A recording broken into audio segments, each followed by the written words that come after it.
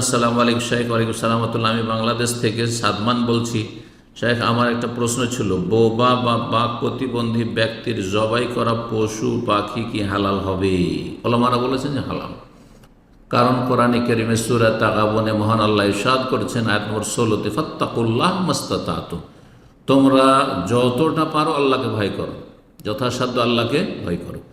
বোবা কথা বলতে পারছে না, সুতরাং তার এই সে একজন মুসলিম, আর সে নিয়ত করে জবাই করছে, আর তার যদি বোধ শক্তি থাকে তাহলে তাকে ইশারা ইঙ্গিতে যদি তাকে শেখানো সম্ভব হয়, এটা ক্ষমতায় আছে। তার আশেপাশে যারা আত্মীয়রা রয়েছে, বাড়ির লোকেরা রয়েছে, তারা যদি ইশারা ইঙ্গিতে যে আল্লাহর নাম উচ্চারণ করতে হয়, আল্লাহর নামের ইশারা করছে, ইশারা ইঙ্গিত করে জবাই করছে, যথেষ্ট।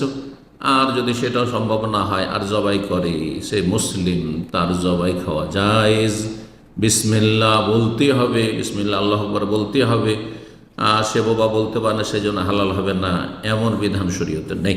জি।